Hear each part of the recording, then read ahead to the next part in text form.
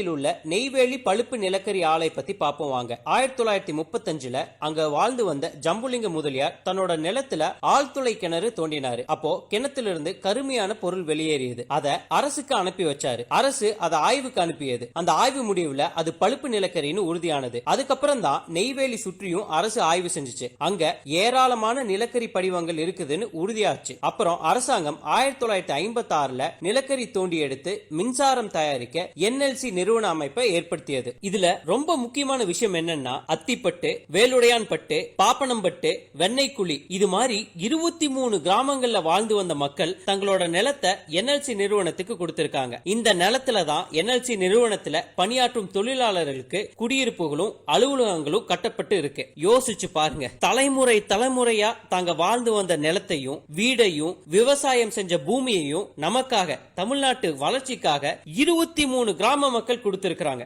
எவ்வளவு பெரிய தியாகம்! இது எல்லாம் செஞ்சது ஒரு மிகப்பெரிய நம்பிக்கையில தான். NLC நிறுவனம் நல்லா போச்சுன்னா தனக்கோ தன்னோட சந்ததிக்கோ ஒரு வேலை கிடைக்கும்னு ஒரு நம்பிக்கையில தான். மக்கள் நினைச்ச மாதிரியே NLC நிறுவனம் நல்லா போயிட்டு இருக்கு. ஆண்டுக்கு 7146 கோடி வருமானம். ஆனா மக்களோட நம்பிக்கை மேலதான் இப்போ மிகப்பெரிய இடி விழுந்திருக்கு. சமீபத்துல NLC நிறுவனத்துல உள்ள 259 பட்டதாரி நிர்வாக பயிற்சியர், அதாவது கிராஜுவேட் எக்ஸிகியூட்டிவ் ட்ரெயினி பணிக்கான நேர்காணலுக்கு 1582 பேரை அழைச்சிருக்காங்க. இதுல ஒரே ஒரு விழுக்காட்டினர் கூட தமிழ்நாட்டை சேர்ந்தவங்க இல்ல. அழைக்கப்பட்ட 1582 பேர்ல 10 பேர் கூட தமிழர்கள் இல்ல.